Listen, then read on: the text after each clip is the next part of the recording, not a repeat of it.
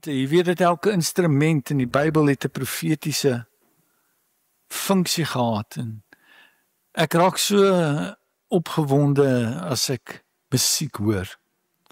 En die worshipers en die voorsangers en elkeen wat diens doen hiervoor. Kom ons gee vir hulle 'n hand.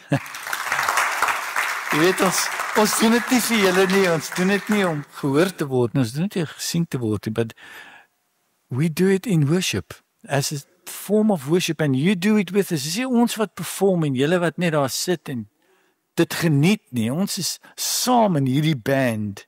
Ons is een groot instrument van lof en van aanbidding.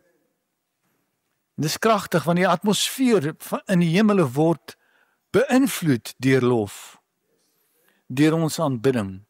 Dit word beïnvloed deur wat ons sê. Die hemele bo ons reageer op sekere dinge. En dan ek het so 2 weke terug het ek met u gepraat oor die wapenrusting van die kinders van die Here.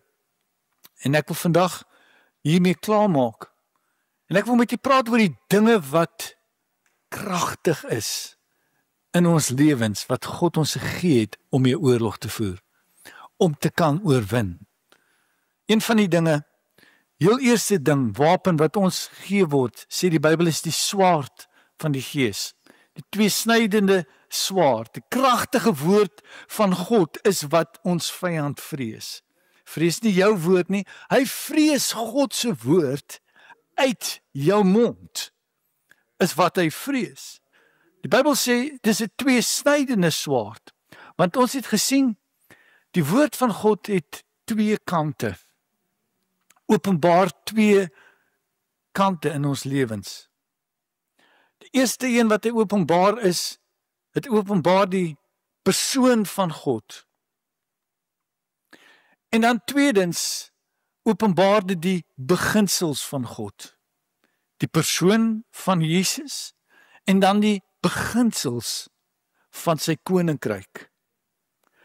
Die een het te doen met my hart, wat Christus is, en die ander een het te doen met my kop, wat die beginsels van Christus is. Om die persoon van Christus aan hierdie kant te ken, bring my vrede. Om die beginsels te ken aan die ander kant, bring my voorspoed in die lewe. Die een bring my vrede, die ander een bring my voorspoed. Die een het te doen met die koning, die ander een het te doen met die koninkryk. Die een gaan oor die binnehofbediening, die ander een gaan oor die buitehofbediening. Een het te doen met 'n verhouding met die koning, en die ander een het te doen met die instruksies van sy koninkryk. Hierdie 2 dinge moet gebalanseerd wees in ons lewens. Luister, al wat jy nodig het om hemel toe te gaan, is om 'n verhouding met die een, Jesus Christus, te hê. Maar as jy op hierdie aarde suksesvol wil wees, het jy nodig om die beginsels ook van die koninkryk en van die koning toe te pas. Die persoon berei ons voor vir die hemel, die beginsels berei ons voor vir ons aarde. Dit is my interessant dat die kerkwêreld waar ek kom, het baie te doen gehad met die persoon van Christus. En ongebalanseerd geleef tussen die persoon en die beginsels. Hulle het nie baie met die beginsels te doen gehad, hulle het meer met die persoon van Christus te doen gehad. En die woord moet 'n balans bring in ons lewens. Want hoeveel wonderlike kinders van die Here ken ons nie, wat versla, wat rondloop in die lewe en hulle word ingedoen deur mense en hulle is so gullible, maar hulle het 'n verhouding en hulle ken die Here en hulle is lief vir die Here, maar hulle het die beginsels van die Here nie begin toepas in hulle lewens nie. Hulle het net te doen met die koning en met die verhouding en met die lekker dinge van die koning. maar nooit met sy beginsels begin werk nie. Ek bedoel, daar was 'n stadium waar Christene werklik geglo het dat hoe armer jy is, hoe heiliger is jy. And we were taught a lot about the intercourt ministry, but not about the outer court ministry, and both of them work together.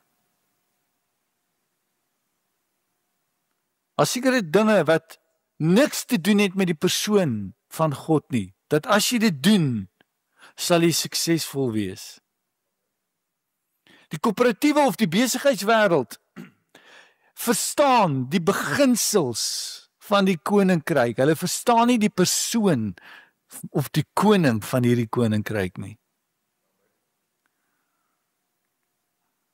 Maar die beginsels van Christus, wie van u weet, sy beginsels werk vir die goddelose en vir die goddelike, vir die regverdige en die onregverdige.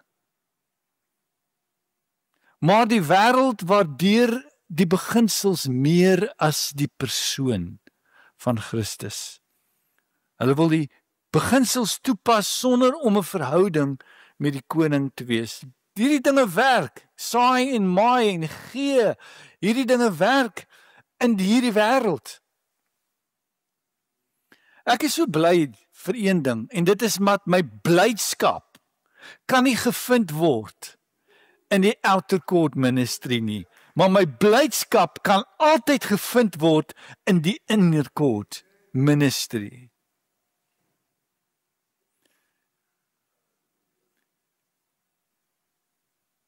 Want dit gaan nie oor wat hy vir my kan gee nie, dit gaan oor wie hy vir my kan wees.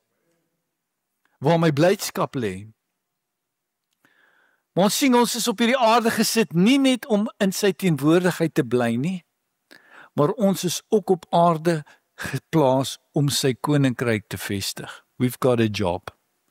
Amen. So dis nice, ons kan worship, ons kom in die kerk en ons is nie net gemaak vir prys en worship nie. Ons is gemaak om as konings te heers op hierdie wêreld. En dit doen ons deur sy beginsels toe te pas en vyande teës te staan met die swaard van die Gees. Ons beklei met die woord, toe God vir Josua die oorwinning gee, sê vir hom, hierdie is die sukses, hierdie is die rede vir jou sukses op hierdie aarde. Josua 1 vers 8 sê, hierdie wetboek mag nie uit jou mond wyk nie, maar bepeins dit dag en nag. Hou my woord voor jou oë en hou dit in jou mond. Amen. Vir die swaard van die Here om te werk, moet dit konstant gespreek word in jou lewe. Het jy geweet, omtrent 'n mens spandeer omtrent 20% van sy hele lewe deur net te praat. Ek weet nie of vir die vrouens is nie, maar ek dink die gemiddeld van die mans is 20%. Maar het jy geweet, woorde kom terug na jou. Jesaja 55:10 sê, so sal my woord wees wat uit jou mond uitgaan. Dit sal nie leeg terugkeer na my nie, maar doen wat my behaag, en dit sal voorspoedig wees waantoe ek dit stuur. God se woord. It returns with the blessing of the Lord upon it, fruit upon it, results upon it. Een van Dawid se mighty warriors, Eleazar, sê die Bybel, het so geveg en sy swaard so styf vasgehou, dat na die geveg kon hy nie sy greep op die swaard kon hy los nie. Hulle moes dit oop forceer, so het hy geveg met sy swaard. En in baie gevalle dink ek, dis hoe God wil hê, ons met sy swaard moet veg, met sy woord. Ons moet so een word met sy woord, met sy skrif, met sy logos, dat ons sy woord so baie spreek deur ons mond, dat ons soos Eleazar 'n greep op die woord van God kry. I've got a grip on the word of God. Dit kom outomaties uit wanneer ek in die moeilikheid is. Dit kom outomaties uit wanneer ek die duiwel hier voor my staan. Kom dit uit my mond uit. Luister, Jesus se oorwinnings oor Satan was nie in wat Jesus geweet het, wat hy geglo het, of waaroor hy gemediteer het nie. Jesus se oorwinnings oor die vyand was wat hy vir hom gesê het. Daar staan geskrywe, het hy gesê. It's in what you say. Openbaring 12 sê ons het oorwin deur die bloed van die lam en deur die woord van ons getuienis. Natuurlik is daar ander geestelike wapens, kragtige wapens, lofprysing is 'n wapen, die bloed van Jesus is 'n wapen, die naam van Jesus is 'n wapen, om in tale te praat is 'n wapen. Dis kragtige wapens wat die Here ons gee, maar vandag wil ek net fokus op 'n paar. 'n Tweede wapen, die eerste ene was die swaard. Die tweede wapen waaroor ek wil gesels is die wapen van blydskap. 'n wapen van blydskap. Nehemia 18 sê, wees dan nie bedroef nie, want die blydskap van die Here is julle beskutting. The joy of the Lord is your strength. Weet jy wat, blydskap het 'n kragtige invloed op die vyand. Dit het 'n kragtige invloed op jou en blydskap het 'n kragtige invloed op God. Weet jy wat, God wil met blydskap gedien word. Hy spreek 'n vloek, hy sê 'n vloek sal op julle rus. Luister wat sê in Deuteronomium 28, hy sê, omdat jy die Here jou God nie met vreugde en vrolikheid van hart weens die oorvloed van alles gedien het nie, sal jy jou vyande, wat die Here teen jou sal stuur, dien in honger en in dors en in naaktheid en in gebrek aan alles, en hy sal 'n ysterreuk om jou nek sit. Om God nie te dien met blydskap nie, sit 'n juk op jou.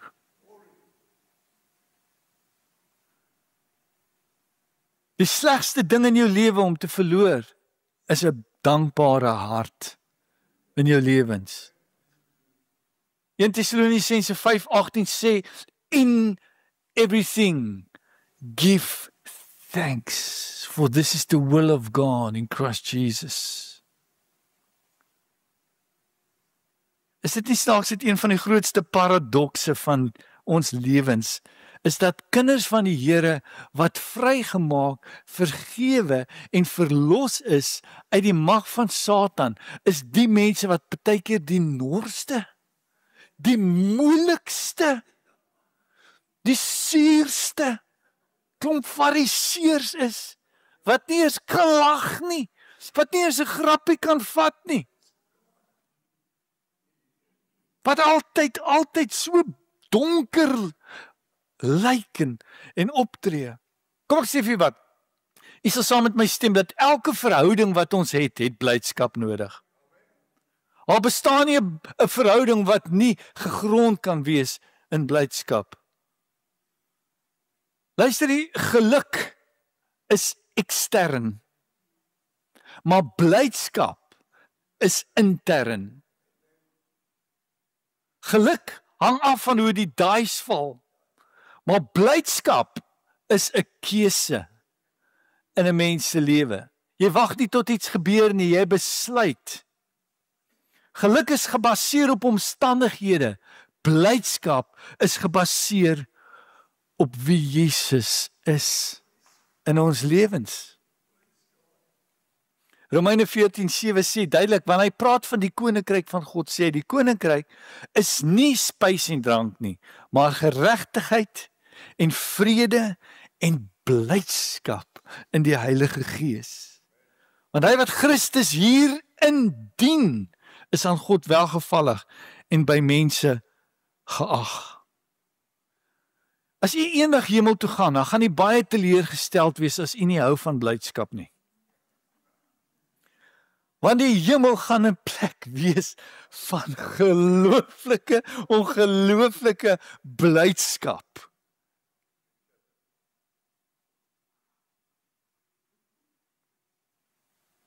Ek lag so, my vrou het so mooi laggie. Ek sal haar uitherken tussen duisende mense. Sal ek haar laggie uitherken.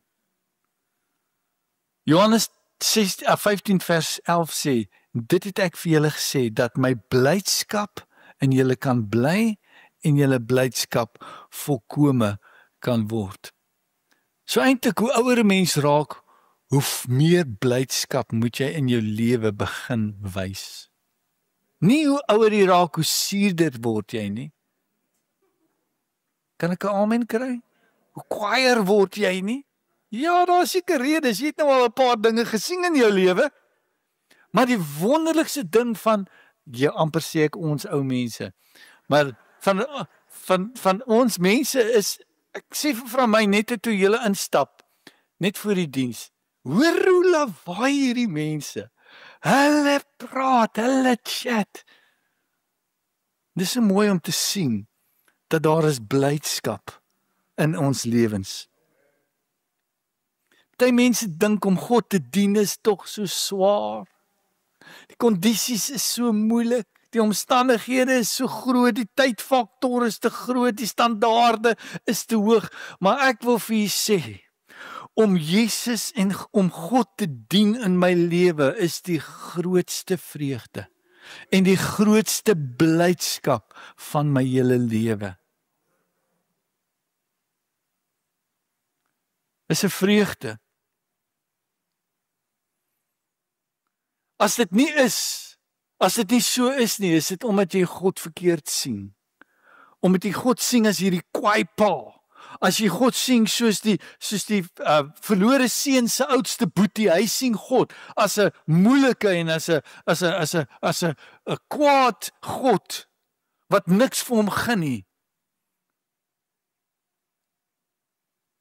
Luister wat sê Lukas 6, waar moet ons selfs blydskap wys? 6 vers 26, hy sê, salig is julle, wanneer die mense julle haat, wanneer hulle julle verstoot en beledig, en julle naam weggooi soos iets wat sleg is, terwille van die seun van God.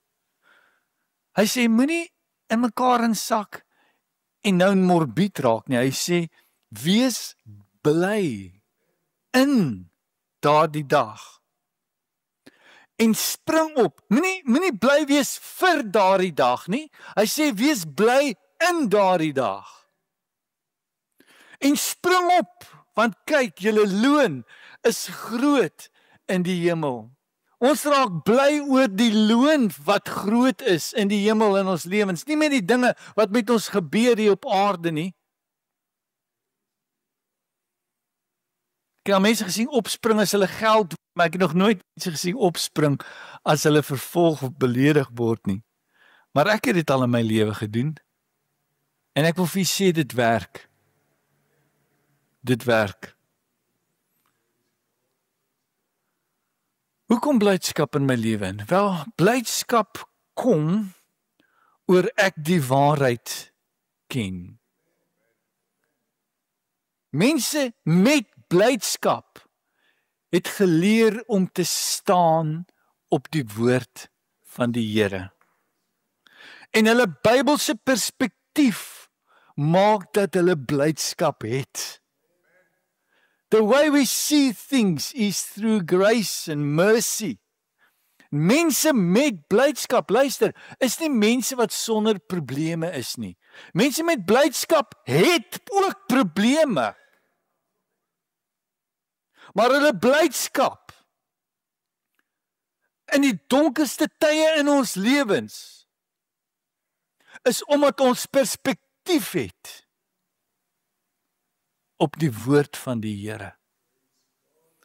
En dat God aan die einde van alles het hy 'n groter plan en 'n groter doel met dit waardeur jy nou gaan in jou lewe. En jy die hoop waaraan jy vashou deur hierdie dinge, dat God 'n beter loon vir jou sal uitwerk. Jy weet, mense met blydskap onthou hierdie een ding, dat God bly in beheer.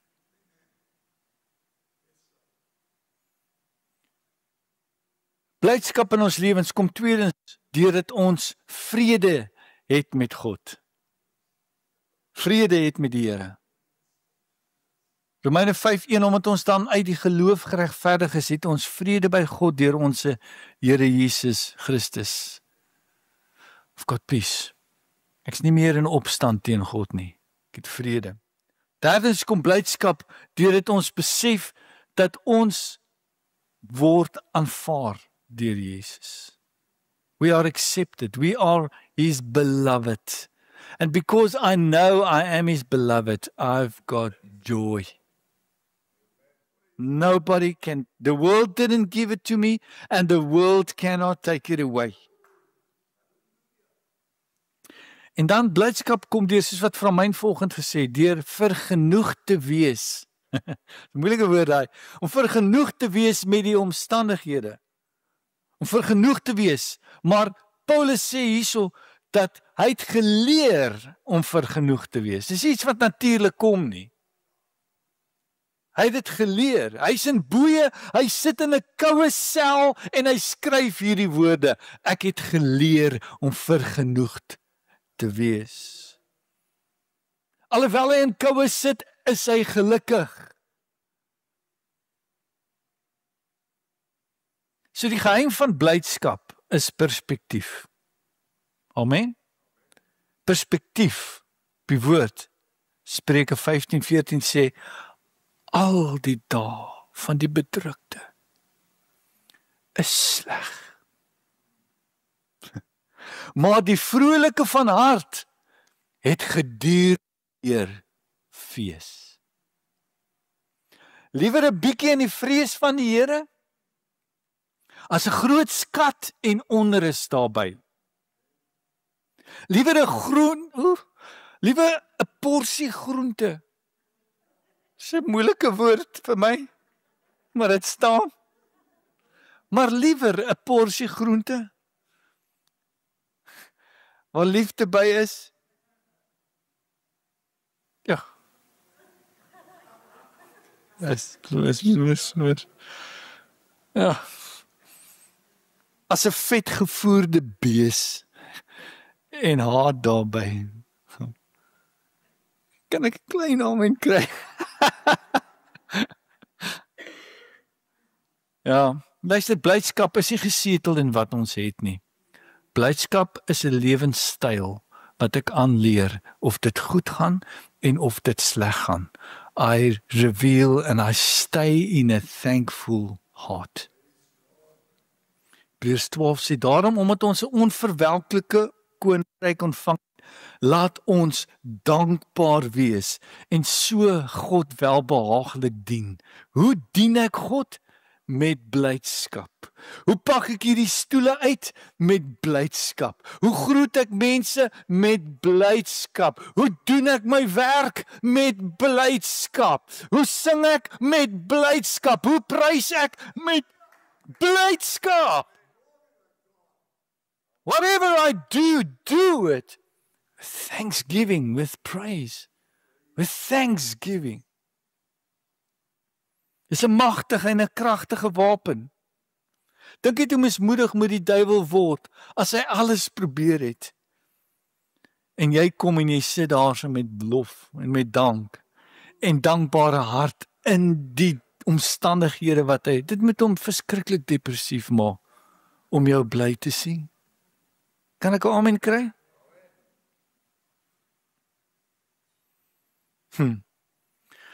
Weet jy wat? Ons het baie keer die verkeerde perspektief wanneer dit sleg gaan met ons. God, luister, kan jou seën in elke seisoen van jou lewe. In die winterseisoen, in die somerseisoen. Elke seisoen kan uitdraai in 'n goeie seisoen.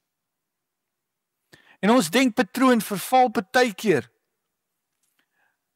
in die seisoen waarin ons onsself bevind. Ons val vir daai aas van die vyand, net omdat dit nou sleg gaan met my, en omdat dit nou siekte is in my lewe, en omdat daar nou teëspoed in my lewe is, gaan daar altyd teëspoed wees. Dit sal altyd winter bly, maar winter en somer, die seisoene sal draai in jou lewe. En om geseënd te wees, luister, in elke seisoen, moet jy leer om dankbaar te wees in elke seisoen. Nie net in die seisoen waar dit goed gaan nie, maar om te leer om dankbaar te wees in die ander seisoen. En dan, tweedens moet jy leer om te saai in elke seisoen van jou lewe.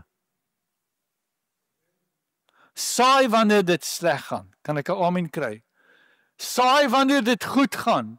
Wees dankbaar wanneer dit sleg gaan. Wees dankbaar wanneer dit goed gaan. Genesis 26:12 sê, Isak het in die hongersnood, in die droogte, sê die Bybel, hy het in daai land gesaai en daai jaar van droogte 100voudig gewen, want die Here het hom geseën.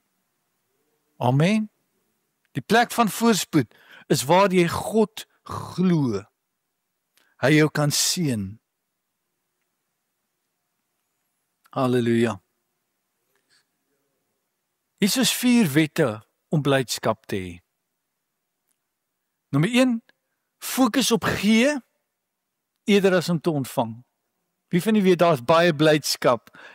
To give, it's much, wat sê die Engels? More blessed to? It is more blessed. Fokus op gee eerder as op ontvang. Fokus om te genees eerder as om te beseer. Wanneer ek besluit, byvoorbeeld, om genesing te bring vir 'n verhouding, wanneer ek besluit om iemand te vergewe, weet jy wat se blydskap dit omketen binne in jou siel? Dit bring blydskap. Kolossense 3:13 sê, verdra mekaar, vergewe. Mekaar as die een teen die ander 'n klag het, soos Christus julle vergeef het. So moet julle ook doen. Onvergifnis teer op jou blydskap en vreet dit weg. Derde wet van blydskap is fokus om te prys eerder as om te vloek. He that offereth praise glorifieth me. Dit is my so interessant toe Dawid die ark gaan haal het na hy gesteel is, terugbring na die tempel toe. Toe sê die Bybel, hy het seker van een ding gemaak, dat wanneer hierdie ark vervoer word, moet dit met blydskap. En hulle het gedans en gesing die hele tyd en God geprys, want God herstel deur lof, deur prys, deur danksegging. Ons moet leer om alles in die lewe met blydskap te dra. Wees 'n blymoedige Christen. Amen.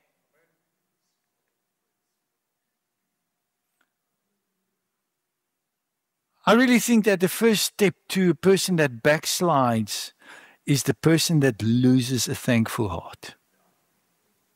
First step to backsliding in your life. Habakuk 3:17 sê, alhoewel die vyeboom nie sal bot of bloei, die wingerdstok geen vrug sal wees nie. Die drag van die olyfboom sal teleurstel en die saailande geen voedsel oplewer nie. Die kleinvee uit die kraal verdwyn en geen beeste in die stalle sal wees nie. Nogtans sal ek jubel in die Here. Ek sal juig in die God van my heil. Amen. So ons sê die woord. Ons is gewapen met die blydskap wat die Here, wat ons beskutting is in die lewe. En dan laastens wil ek afsluit, dat ons moet skoene dra. Ons moet skoene dra. Nou dag loop ek al buite my huis, ek het aan die kant van my huis het 'n klippies, en ek stap kaalvoet oor die klippies. En ek kon nie oor die klippies kom nie. Want my voetjies het so sag geword. Toe ek 'n klein laaitjie was, het ek grondpaaie het ons gehardloop kaalvoet. En ek het besef hoe vulnerable is ek nadat ek sulke sagte voetjies ontwikkel het.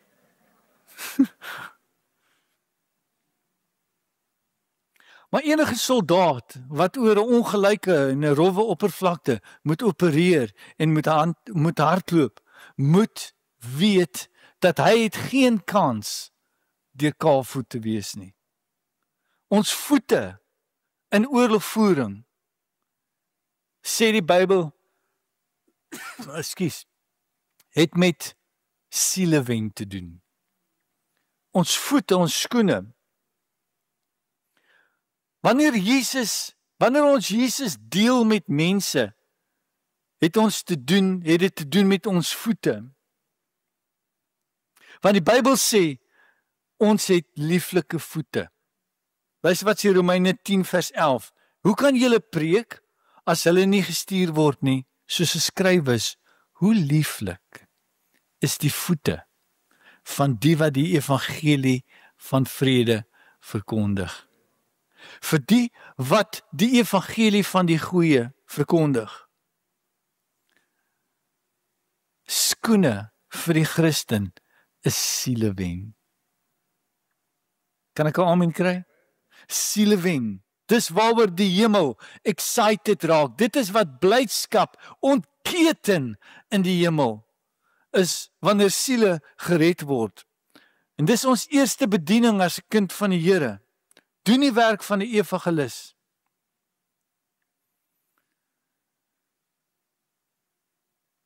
En wanneer iemand tot bekering kom, luister, wanneer iemand tot bekering kom, het die duiwel verloor in sy lewe. Die ewigheid het sopas aangebreek vir daardie persoon. En dis een van die redes hoekom ons kinders kos gee, dis hoekom ons die dinge doen wat ons doen, want dit gaan oor die siele van hierdie kinders. Dit gaan oor die siele van mense wat ons help. Skoene is belangrik. Vroue het 'n ding met skoene. Amen. Die groot ding met skoene. Moet altyd die beste mode wees. Ek moes my skoene vanoggend ook gaan. Ek het ander skoene aangehad en toe vra ek my vrou, bestel sy dit op so 'n manier dat sy sê nie dis nie reg nie, maar sy sê in 'n geval sy weet van skoene. Ek weet nie van skoene nie, so ek het die verkeerde skoene aangehad. Maar baie skoene gee mense identifikasie. As jou voete lekker voel, dan voel jou hele liggaam lekker. Weet jy wat pantoffels nou die dag passion killers hier aanbring? Dis regtig passion killers nou. Maar God laat die klem op lieflike voete val, eerder as op ander dele van ons liggaam. As jy om die evangelie te verkondig, maak dat jou voete lieflik is. En as 'n wapen in God se arsenaal, is ons voete ook die gelowiges se wandel met God en voor mense en voor God in die aarde. Ons noem dat ons geloofslewe is 'n walk of faith. Psalm 37 vers 23 sê the steps of a good man, of a righteous man, are ordered by God, and he delights in his way. So my voete, die rigting, my skoene, wys alles na my wandel voor mense en my wandel voor God. Terwyl ek die evangelie verkondig.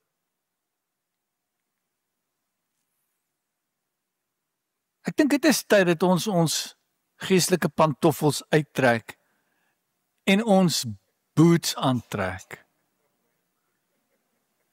En die evangelie van die Here verkondig waar ons loop.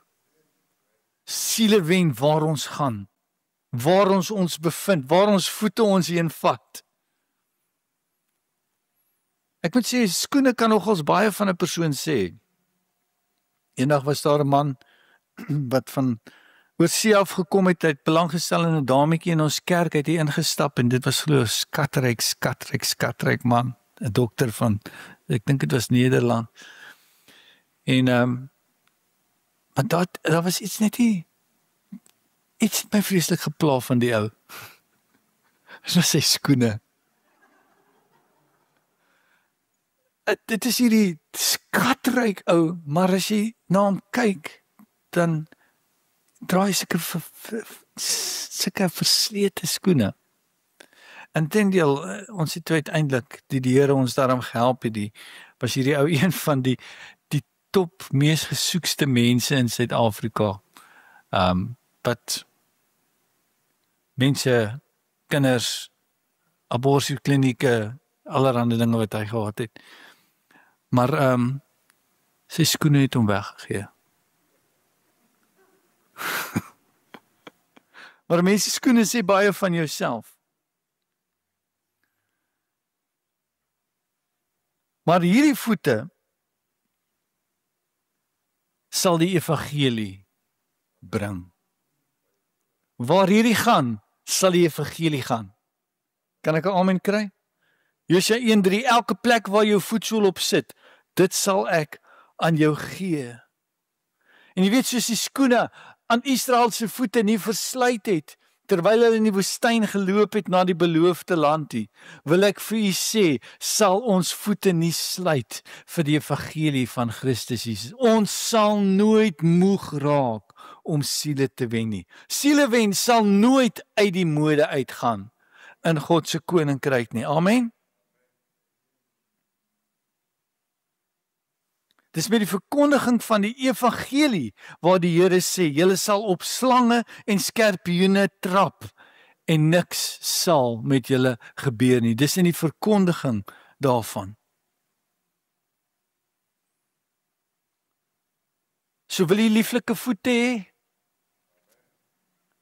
Verkondig die evangelie. Amen. Dit maak lieflike voete. Is dit nie wonderlik dat een van die dinge wat die Vader die verlore seun in herstel is skoene nie? Hy bring vir hom 'n kleed van geregtigheid. Hy gee vir hom 'n ring wat sy identifikasie, sy familie, sy verwantskap bevestig. Want dan sê hy, bring skoene vir hierdie kind. Amen. Ons weet iemand is arm as hy nie skoene dra nie. Maar hy herstel hom met skoene vir die bereidheid vir die evangelie. En ek glo dat God wil ons herstel, maar hy wil skoene aan ons voete sit. En daar's nog een ding wat met skoene gedoen moet word. Met voete gedoen word. Net voor die grootste oomblik in Jesus se lewe, voordat hy na die kruisiging toe gaan, kom daar 'n vrou na hom toe. En sy giet olie uit oor sy voete. En sy was sy voete met die hare van haar kop. Sy droog dit af. Sy bedien Jesus. Die laaste aand voordat Jesus gekruisig word of gevange geneem word, vat Jesus 'n doek. Hy vat 'n skottel en hy begin om die voete te was van sy disippels. Van elke ene, selfs van Judas. Want Jesus roep vandag ons nog steeds om ons voete te was. Jy weet, dit is ons voete wat in kontak kom met die vuil wat buite is. Dis die eerste plek waar vuilheid inkom, waar modder in ons besoedel.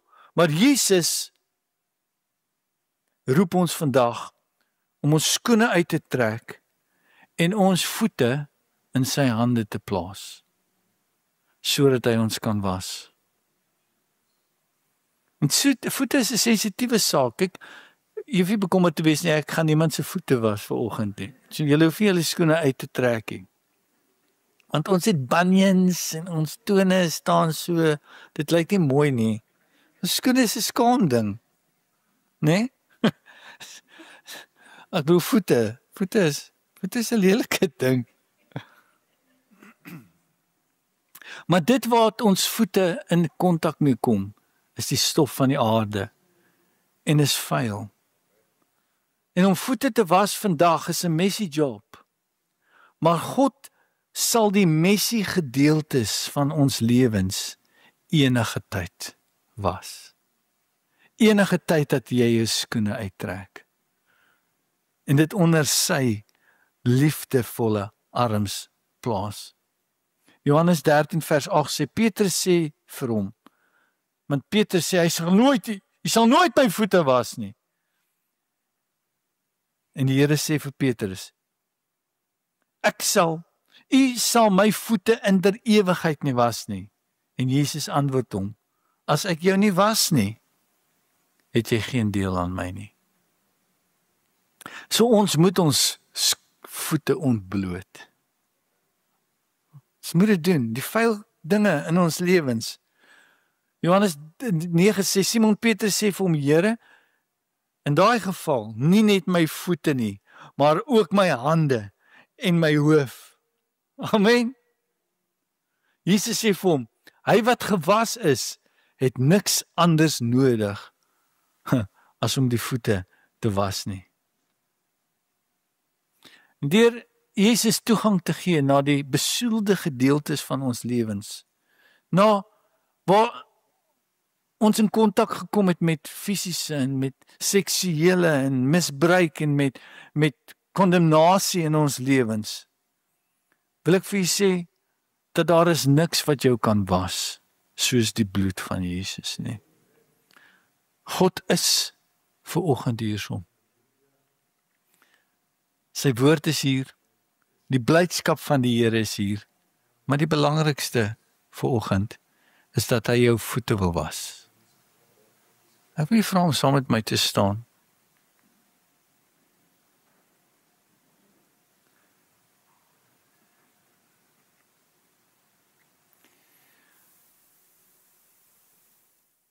Ek wil 'n greep hê op die woord, soos Eliezer die swaard vasgehou het. Ek wil blydskap sien herstel in my lewe. Ek wil my voete lieflike voete maak, deur dit vir God te gee vanoggend en om toe te laat om my voete te was. Ek wil net vra om my oë te sluit en die Here nou toegang te gee na die voete van die lewe, na die besoedelde dele van die lewe, na die skaamdele van die lewe. Dankie Here dat U nou ons was. Ons was in die bloed. Here dat U ons skoon maak. U die doek vat en die water vat. Die wassinge van die woord oor ons lewens laat spoel. Nou vind ons die vergifnis, Here, wat ons soek by U. In die naam, in die krag. Ons kom nou in Jesus naam. Halleluja, halleluja. Here I am to worship.